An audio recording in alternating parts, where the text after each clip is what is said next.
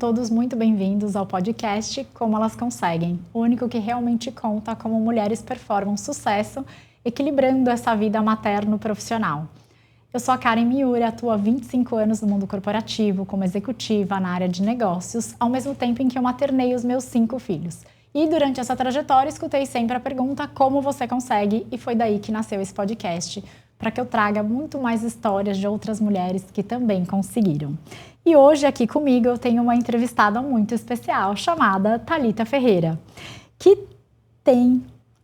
eu tenho a honra de ter aqui no meu ecossistema de parcerias dentro desse país, que é os Estados Unidos. Nós estamos na Flórida, gravando esse episódio em Orlando.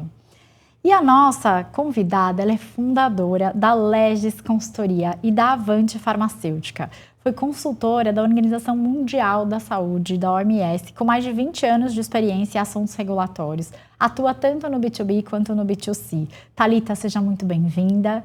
É uma honra ter você aqui. E eu quero começar lá do comecinho, né?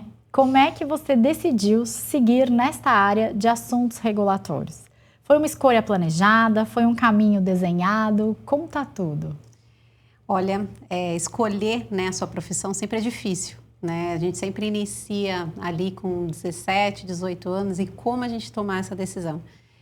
Tive sempre uma base familiar muito bem estruturada, onde meus pais atuam nessa área, né? Eu tenho minha irmã também que é farmacêutica, então acabou que foi direcionado ali.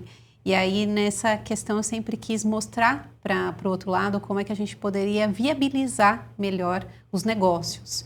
Então aí o Assuntos Regulatórios nasceu com essa estratégia de buscar oportunidades para que as empresas possam ir para outros países e também desenvolver o seu negócio no país local. Sensacional. Você se formou em farmácia? Sim, sou farmacêutica. Muito bom. Conta para nós como é que durante essa trajetória as coisas foram acontecendo. Você sempre foi empreendedora, empresária, e especialmente, não sei se na família da sua, né, na sua empresa familiar, talvez. E que momento você foi para a indústria, para o corporativo? Conta para nós como é que foi essa dinâmica aí da vida da Thalita. Como é que entrou a ONU nessa história, a OMS? Conta para nós essas passagens também super interessantes. Excelente. Assim, a decisão, né, de começar a montar o meu negócio foi ali quando a gente leva uma questão de estrutura, tô dentro de uma estrutura corporativa, né, vamos falar, né, entre aspas, estamos com uma estabilidade, mas essa estabilidade é porque você coloca que você é importante dentro daquela estrutura e você identifica que a importância não é dentro de um CNPJ que a gente tem no Brasil, mas sim que a gente pode trazer muito mais oportunidade para outros negócios.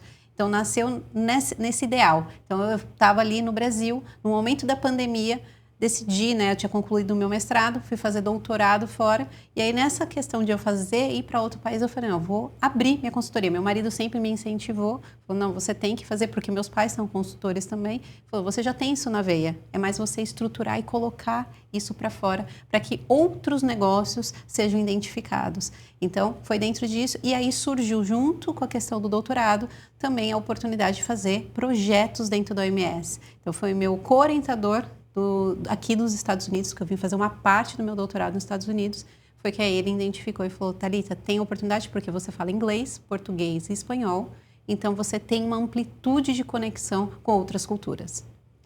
Sensacional. Você sabe que você falou uma coisa importante, porque um executivo aqui dos Estados Unidos te abriu portas e te apoiou nos seus projetos.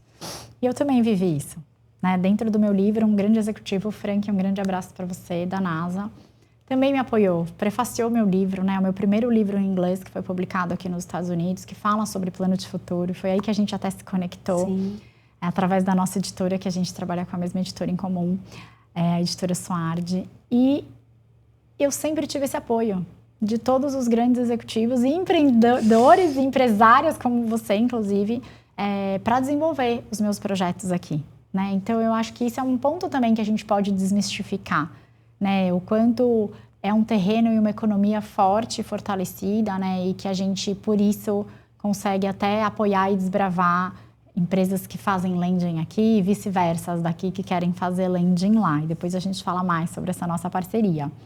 Agora, ao longo desses 20 anos de sucesso que você tem aí durante toda essa sua trajetória, né, de doutorado, então a gente já entendeu também que você avançou bastante nos estudos para poder ter robustez técnica, até para falar sobre o que você fala, eu acho que isso é muito importante. Quais foram os grandes desafios aí profissionais dessa jornada, nesse mundo regulatório, especialmente da área da saúde, né, que mexe com tantas vidas? É para as pessoas entenderem a complexidade que se é, de repente, não ter um consultor, né? Sim, com certeza. Eu acho que a questão da complexidade maior é que as pessoas perceberam isso até no momento da pandemia, né? A gente tinha uma vacina, onde um desenvolvimento de um medicamento ele leva pelo menos 10 anos para acontecer. E aí surgiu ali, né, produtos, medicamentos, enfim, para poder manter as vidas, vamos falar dessa forma. Porque quando gera uma pandemia, as pessoas ficam enlouquecidas, né? Os governos não sabem o que fazer.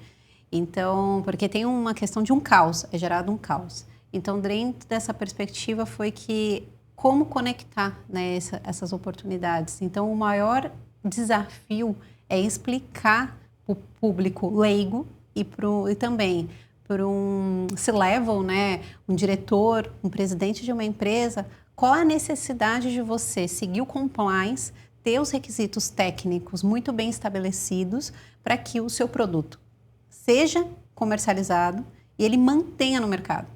Porque aí você vai conectar as vertentes dentro de uma empresa. Porque eu sempre falei, o regulatório é o coração da empresa. Já conta isso para depois. Excelente. Conta exatamente dessa forma lúdica que você começou a falar agora, para que um grande público entenda o que é o seu trabalho aqui, né? Como é que é esse coração pulsante do regulatório. Eu tenho uma frase que eu já disse em alguns outros episódios do podcast, que é: se você achar o compliance caro, tenta não compliance. Sim. Já adota e diz: olha, minha parceira me ensinou essa frase, porque certeza. Funciona. As pessoas começam a entender o valor da coisa, mas conta para nós, né? Qual que é o grande trabalho, assim, da Thalita como consultora, através da Legis, através da Avante? Então, o maior, assim, a questão é que a gente traz a oportunidade de negócio. A gente olha além do que está estabelecido ali dentro de uma legislação. A gente até falo bastante, a gente olha as entrelinhas, as possibilidades. Então, uma empresa que ela quer internacionalizar, ela quer expandir para outros países, ela não tem que só identificar e falar, tá, meu produto ele vai ter um valor agregado de X, eu vou conseguir ter uma rentabilidade de Y e assim por diante. Não, ela tem que entender de 3 aspectos importantes. Uma questão econômica, sim, importante, mas cultural, tá? E principalmente uma questão de estabelecer os requisitos se é possível ou não entrar. Qual a categoria que será aquele produto? Né? Porque a grande questão é que cada país ele tem estabelecido um portfólio. Se a gente for identificar como países muçulmanos, a gente tem várias regulamentações que são estabelecidas por conta da questão religiosa. Então, você tem que ter um cuidado muito específico para a questão cultural. E nossa América Latina, a gente tem mais de 20 países. Cada país também tem estabelecido o seu aspecto cultural, econômico e político ainda envolvido. Você tem razão. A gente percebe uma grande robustez técnica na tua fala, né? Um grande conhecimento por trás de tudo que você emite na sua comunicação. Como é que faz para essa visão técnica ser conjugada agora na sua vida como empresária, executiva, né, empreendedora, com a visão estratégica dos negócios, né? Porque isso é um desafio para todo empresário. O tempo todo. A gente tem que buscar saídas, né? A gente não pode olhar e só... tanto que eu falo assim, eu não sou uma consultoria regulatória. Eu sou a extensão da sua empresa. Eu vou fazer o negócio acontecer together. Para que as coisas sejam estabelecidas da maneira que o dono ou o board está buscando para poder expandir. Porque tudo é dinheiro, né? Tudo é uma questão de rentabilidade daquele negócio. Então, a gente tem que trabalhar em conjunto para que isso realmente agregue valor. Então, é nesse sentido que eu, como empreendedora, eu sempre estou buscando desmistificar. Até, né, a minha equipe, hoje eu tenho 10 pessoas que trabalham comigo, né? Tanto da parte comercial, da parte técnica e da parte administrativa. E eu falo para todos, vocês têm que pensar além, vocês têm que olhar além e ser diferente. Ter esse diferencial para o mercado, porque vai agregar valor para você como profissional. Não só para o cliente que você está prestando ali o serviço.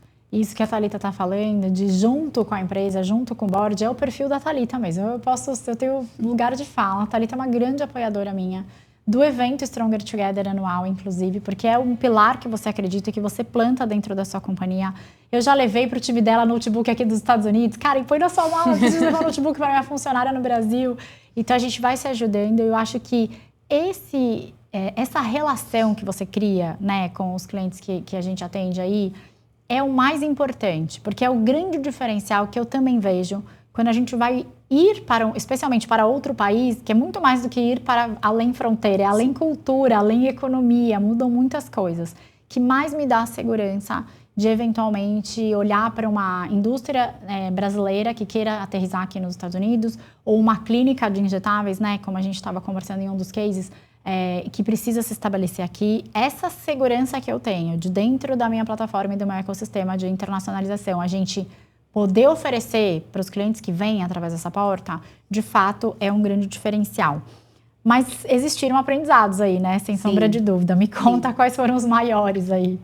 Os maiores aprendizados foram de conexão com pessoas, né? Porque todo negócio são pessoas por trás. Então, eu vejo que a conexão, você traduzir daquela melhor forma, porque a gente está falando de aspectos que são muito regulatórios, são muito legislativos, né? Estão conectados com agentes reguladores. Então, como trazer isso de um aspecto diferente, um olhar que você realmente mostre para aquele outro lado, o interlocutor, que o que você está colocando, ele vai realmente trazer um retorno, um back para o seu negócio, né? Então, é nesse sentido. Então, o maior desafio é sempre você agregar valor, porque são serviços.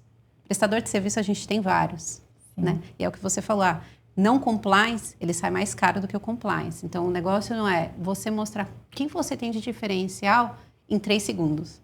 Eu chamo isso de value creation. Eu adoro. Eu falo, gente, deixa eu te mostrar como é que eu agrego valor, né? Deixa eu te mostrar o meu value creation aqui pro teu business. O que muda quando a gente fala numa regulamentação, num contexto global, assim, entre, por exemplo, Brasil e Estados Unidos? O que você acha que é a maior mudança que existe? Ou não, é muito equivalente? Como funciona? Não, tem muita diferença, tem. Se a gente for estabelecer, a gente tem no Brasil a Anvisa, né, que é a agência reguladora, e aqui nos Estados Unidos a gente tem o FDA, né, e são estruturas diferentes, né? A Anvisa, ela é uma agência, ela está abaixo do Ministério da Saúde, ela tem todo um escopo, são profissionais que são concursados, não são contratados, a FDA são contratados. A maior parte faz muito tempo de carreira, mas eles vieram de indústria, então eles já têm um conhecimento prático, tá? Ou um conhecimento mais científico também. Essas são as principais diferenças que eu falo de estrutura de agência. Do outro lado, a gente tem, quando a gente vai fazer agora eu vou falar de uma forma um pouco mais direta, tá? A gente olha produtos. A gente tem suplementos alimentares no Brasil, que é a questão de vitaminas e minerais, né? Sim. Que aqui nos Estados Unidos é totalmente aberto. Você comercializa em farmácias, o mercado do e-commerce é enorme. Primeiro mercado, o maior mercado do mundo em suplementos alimentares é os Estados Unidos. Mas nosso país não está atrás, é o segundo. Boa. Só que a gente vende muito mais com receituário médico. Por quê? Porque falta no Brasil uma educação da população. Então, a população não vai ter uma farmácia, a maior parte, tá? Vai ter uma drogaria, uma farmácia e compra uma vitamina sem uma recomendação de um profissional de saúde. Aqui não. Você já é auto-medicado, vou falar entre aspas, mas porque você vai buscar... Culturalmente. Porque é culturalmente, porque já mostra a segurança daqueles produtos. Então... Ou seja, nesse momento eu tenho uma indústria dentro do Brasil... brasileira, Sim, que tem a produção de uma forma incrível de medicamentos baseados em cogumelos, em suplementos baseados em cogumelos. Não vou nem me atrever a falar tecnicamente os nomes das medicações, tá bom? Nós temos um mercado pulsante aqui para eles, certamente. Muito com mais, certeza. às vezes, do que no Brasil, Sim. que culturalmente as pessoas vão achar que vai tomar chá de cogumelo e vai ter aquelas imersões alucinógenas e que não é nada disso. Não é nada disso. Mas aqui eles teriam uma legislação que os ampararia melhor a ir ao mercado e um espaço cultural para voar e, de repente, explorar. Sim, a cada comprimido vendido aqui vale 6 vendido lá, né? Também, tem essa. Ainda tem esse lugar da economia que a Sim. gente fala, né? Que é um pouco mais pulsante. É nesse lugar de cultura. As pessoas aqui tendem a consumir. Com certeza ele vai ter um mercado mais concorrencial também. Sim. Mas aí é cada um com seus diferenciais. É o value creation que ele agrega, né? Mas, de fato, então, seria um ótimo case, por exemplo, para vir fazer um landing aqui nos Estados Unidos. Com certeza. E você está falando de questão de value creation. Quando você vai entrar nos Estados Unidos, você tem que ter um diferencial, porque já tem outros produtos. É o maior mercado, né, do mundo de suplementos, quando a gente fala de suplementos aqui. Então, a gente pode verificar, você tem que mostrar o que você vai ter diferencial, até para você entrar no Walgreens, CVS. eles vão entender, tá, o seu produto é esse, eu já tenho essa linha aqui que é americana, porque eles também vão sempre beneficiar o local, a fabricação local, quem está aqui, né? Então, o que você traz de valor? O que você traz de diferencial para você colocar o seu produto? Sempre tem que mostrar, comparar, mas se destacar. Vamos falar da questão Burger King e McDonald's. Eles sempre mostram, né? Eu sou melhor nisso. A gente não tem essa agressividade no Brasil de concorrência. Mas aqui existe e você tem que usar. Boa. Isso eu vejo muitas médicas, né, brasileiras com clínicas de injetáveis. Vejo também muitas clínicas, inclusive chegou uma rede grande agora de emagrecimento, né, aqui nos Estados Unidos.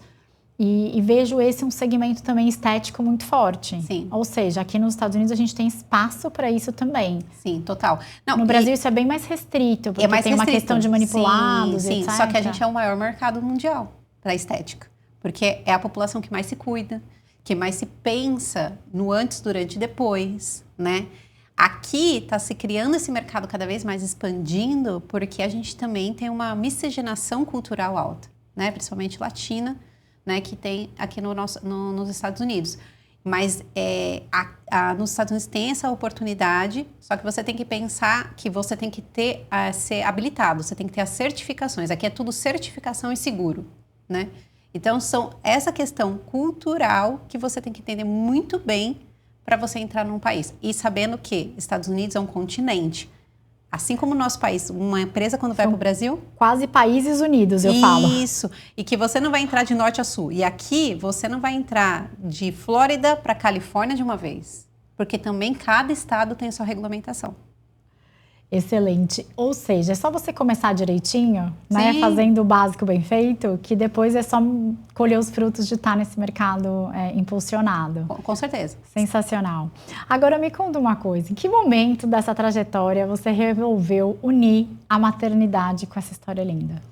Eu sempre, né, a gente sempre fala, né, quando você é mulher, você já pensa como você pode, a maior parte, né, porque é uma decisão mesmo, é uma decisão que você tem que ser muito bem tomada, que você quer ter uma família e crescer aquela família, né? E a minha primeira filha veio, né, a Alicia, há 2 anos e 1 mês atrás, quando eu decidi, falei, não, agora estou nos Estados Unidos, já tá, né, eu já tinha migrado para cá depois de fazer a parte do meu doutorado. Falei, agora é o momento, porque sempre, eu e meu marido sempre quisemos ser pais, né? É um desafio, porque só eu e meu marido aqui. Né? E agora, né? Agora eu falo, 2025, em julho, nasceu a Ana. Então, eu tenho 2 meninas que só venho para abençoar. É uma rotina frenética, com reuniões, agendas, feiras, eventos. Elas viajam conosco. A Alicia viaja conosco desde os 3 meses. E a Ana desde os 45 dias. É verdade. Você estava no Brasil, inclusive, né? Tá. Com ela de 45 dias. Elas estão lá fora, elas são muito fofas. A Rafa, minha filha de 15 anos, tá ali com elas, junto com o papai delas, com o marido da Thalita. Elas realmente são crianças que eu digo, e isso é muito importante, né? Porque elas têm repertório. Então, o cognitivo delas é muito mais vivo, muito mais flexível, né? Sim. Eu acho que são as crianças do futuro, de fato. Agora, o que mudou na sua identidade depois da maternidade? Muito. Assim, até quando eu estava grávida da Alicia, né? A médica falou, você não para, mas é porque ela falou assim, para você nunca caiu na cabeça que você seria mãe, né? Assim, no sentido de constituição. Para mim, eu vou falar assim, sinceramente, para mim trouxe uma responsabilidade maior, mas essa responsabilidade não pesou nas minhas costas. Eu levo, e até meu marido fala assim, você vai morrer e não vai saber por quê. Porque você leva a vida muito tranquila. E eu levo com elas a mesma vida. Vou falar assim, lógico, a agenda foi separada, né, os horários, tudo mais, porque tem que ter rotina para uma criança, né, para ela ter uma qualidade de vida estruturada, mas eu mantive toda a questão, eu não abdiquei de nada. Porque para mim elas fazem parte da minha vida. Então, as coisas acontecem junto com elas, por isso que eu falo das viagens e tudo mais, porque eu decidi. Então, elas estão aqui conosco para poder trazer uma luz na nossa vida. Eu preciso desmistificar esse milagre do nem mudei minha rotina, ainda mais aqui nos Estados Unidos, sem rede de apoio, gente, me ajuda. E olha só, em algum momento você falou, não, aqui talvez não seja possível, isso aqui eu vou precisar ajustar. Sim, com certeza, não. as reuniões, por exemplo, né? Não dá, tá horário, enfim, na hora que vai dormir. Então, eu já faço esses ajustes nesses horários, né? E é com meu marido também. Ah, não, ó, você faz como ele tem, também, né? Ele tem a sua própria empresa, então ele também consegue ajustar aos seus horários, as agendas. Mas a Alicia, por exemplo, ela já foi em feira comigo. Ela já entrou de carrinho em feira aqui na Filadélfia, nos Estados Unidos. Então, eu falo que a gente consegue ter vida pós-maternidade. Isso depende de cada um, lógico. Cada um tem uma questão de estrutura emocional, né? E eu só coloco assim que eu levo com elas uma vida mais assim tranquila, né? No sentido de, eu sempre agradeço. Até falo assim, é muito cansativo, né? Porque agora são 2 bebês. É muito cansativo, enfim. Mas toda vez que eu fico cansada, eu agradeço a Deus por tê-las na minha vida. Tem uma frase do meu livro, Maternidade Executiva, né? Que fala, seja leve, seja feliz e assim se torna imparável. É isso mesmo. Porque se não for nesse lugar, nem me chama para ir, porque senão é pesado demais. Isso né? mesmo. Aí não dá. Se não for para ser leve, feliz e aí sim se tornar imparável, eu nem quero ser imparável. Pode me parar por aqui mesmo, que eu já me cansei antes. Agora, essa história de rede de apoio é um ponto muito importante. Sim. Por quê? O que eu escuto no Brasil das mães que lá convivem comigo é: Karen, como é que você faz quando você está com as meninas nos Estados Unidos? Eu também trago ela durante as minhas viagens, mesmo profissionais. Você sabe disso, já acompanhou isso também. Eu nem sonho em morar nos Estados Unidos. Ou eu sonho, mas eu nem vou me movimentar para ir para lá, ou buscar emprego, ou o marido quer ir, mas eu não quero, por conta dessa história de ser mãe aqui.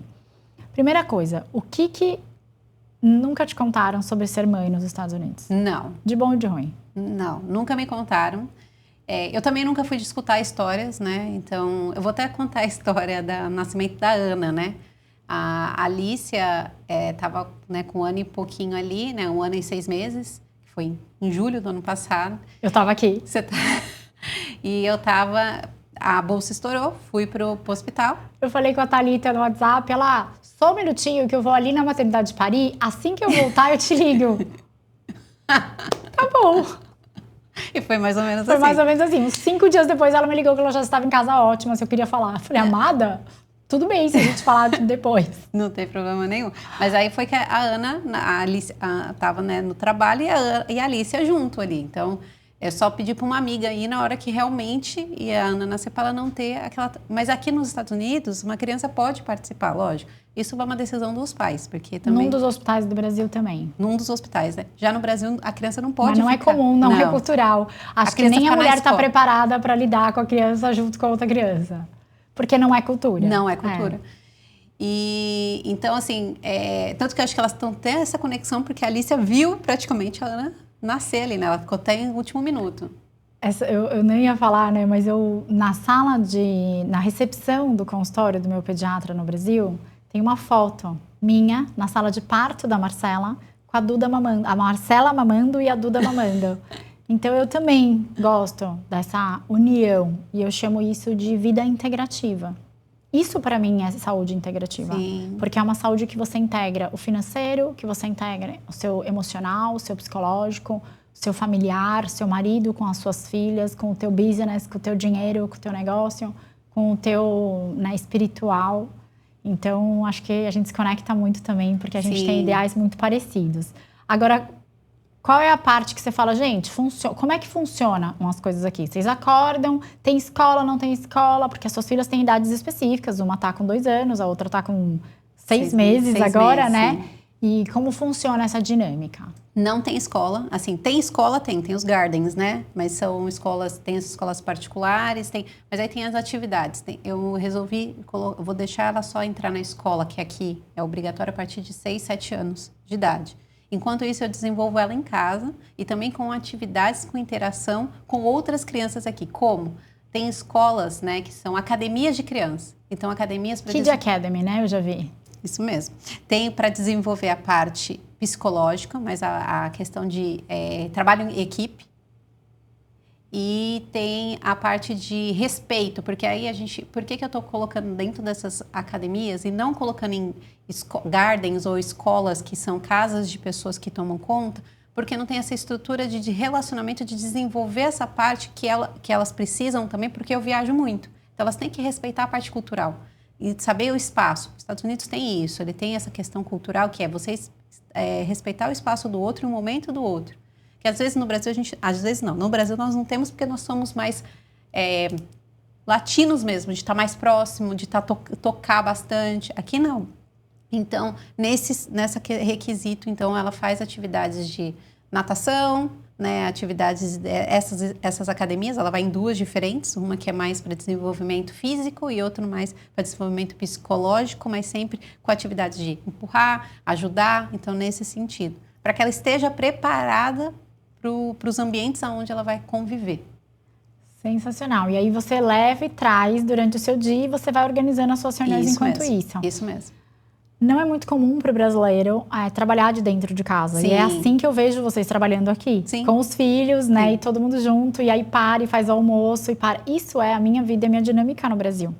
Né? Depois de um determinado momento, quando eu optei para ir para a casa do interior e deixar o apartamento de São Paulo com as meninas, eu já fiz um movimento de conseguir conciliar. Eu levo na escola, eu busco na escola, eu faço a comida, eu tenho uma... Tá mais próxima delas. Exato. Né? Eu sinto essa proximidade, sabe? Eu sinto esse lugar. E menos cansada do que quando eu estava numa loucura de acordar de manhã, ter que deixar os meus filhos em algum lugar para serem cuidados ou alguém cuidar deles em casa, ir para um escritório e passar o dia inteiro fora e ter que voltar para casa e aí passar no mercado e aí... Eu tenho essa sensação. É um pouco equivalente? É equivalente, mas é tudo uma questão psicológica, né, que a gente tem que tratar. No sentido de porque nem todas as pessoas conseguem trabalhar em casa, nem todas as pessoas têm a dinâmica de ter filho ali, separar os horários, separar as questões. Até meu marido hoje mesmo de manhã estava falando isso para mim. Começa agora a colocar só 2 dias de reuniões mesmo, para que eu tenha tempo de fazer mais relacionamento, porque é o que eu amo de fazer. É o que traz mais negócio. É o que é importante, né? Às vezes, e que é o importante. Quem é o presidente da empresa como ela, sim. E que é importante. Porque razão. Senão eu fico em reuniões só de tratar assuntos com outras pessoas. E aí tem os horários das meninas que eu tenho que estabelecer. Tem o horário do sono, tem o horário de comer, né? E isso a gente tem que respeitar, porque criança com fome e sono é terrível. Ou some ou sono, né? Eu saio de casa com uma lancheira. Muito, mas eu saio e aí eu falo para as pessoas, né? Todo mundo fala, ai, como é lá? Eu fico pensando como eu respondo, porque é igual quando eu tô no Brasil. Sim. Eu saio com uma lancheira também no Brasil de casa, no carro, com muita água, muita fruta, muito snack, muito queijo, muito nuts. Especialmente aqui, que as distâncias são um pouquinho maiores, né? São não dá para não ter esses recursos. A diferença é só que você vai ter um carro mais confortável e maior aqui. Né? Porque você ainda mais com uma turma grande é necessário. E aqui tem, porque no Brasil a gente ainda não tem, por conta da população mesmo, poder aquisitivo, né? Sim. Eu fui pro Brasil... É muito caro lá, muito caro. Eu fui imposto, tudo. Total, eu fui pro Brasil esses tempos, eu fui vou alugar uma SW4. Impossível de você conseguir, né? Principalmente porque é restrito, eles usam muito para questão executiva, não para você ficar um mês com o carro fazendo... Mas isso é uma coisa que a gente tem mais aqui. A gente tem liberdade de escolha e acesso, né? Então, essa é uma coisa importante. Eu amo meu país, amo porque eu tenho empresa lá, invisto lá, mas eu também tenho empresa aqui e estou fazendo também as coisas acontecerem aqui. Sim, eu acho que às vezes as pessoas pensam sobre isso. Eu acho que você olhar o bom de cada lugar, não é você escolher um lugar ou outro, privilégio. Eu moro lá, eu adoro também morar lá, mas isso não significa em hipótese nenhuma que eu não gosto daqui. Imagina, adoro aqui. Adoro as pessoas que eu conheci aqui, os relacionamentos que eu criei aqui. Tenho negócios, né, que a gente tem aqui. Eu tenho empresa aqui nos Estados Unidos sediada. Então, assim, eu acho que isso também tem que quebrar, né? Sim. De tabu, porque às vezes a gente falava e as pessoas falam, só porque agora ela tá lá, tá falando mal de ela. Não é sobre isso, né? É sobre constatar com fatos o que acontece em cada local. Sim. E do ponto de vista de business, que é do que a gente sobrevive, né? E que a gente sustenta, né? Todos os nossos negócios, entender o que é melhor aqui e o que é melhor lá. Sim. Tem empresas do Silicon Valley que eu aporto e faço lending no Brasil. Porque para eles é importante, antes de aterrissar, inclusive no mercado americano, aterrissar lá primeiro. Por conta de pluralidade de população e etc. E mercado exploratório, são super early adopters, né? Adotam tecnologias de forma mais rápido, por cultura. Então, eu acho que tem todas essas facilidades, né? Ônus e bônus de todos os lugares. O sucesso que você construiu, valeu o preço que você pagou? Com certeza.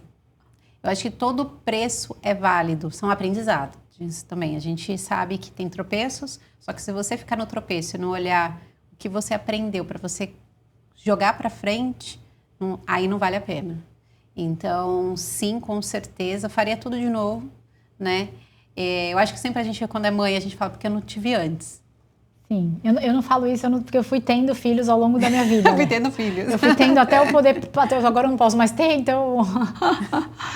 Mas tá certo, foi certo. Então, eu acho que é toda uma questão Mas de eu escuto escolha. de todas que sentam, ai, por que eu não tive filho antes? Eu pensei, bom, eu nasci tendo filho, então... Eu coloco isso, mas ao mesmo tempo falo, Deus trouxe no momento certo. É sempre. Porque foi naquela questão de eu estar mais madura psicologicamente, sabendo que poderia assim, naquele momento, que se eu tivesse filho antes, eu ia trabalhar para uma empresa, eu ia colocar a minha filha sob cuidados de terceiros e não ia aproveitar tanto, porque todo dia eu agradeço a Deus, porque eu tenho o privilégio de estar, e eu falo isso para meu marido, a mesma coisa, a gente tem que agradecer porque a gente tem o privilégio de ver cada etapa delas. Ninguém viu, somos nós que vimos e nós acompanhamos.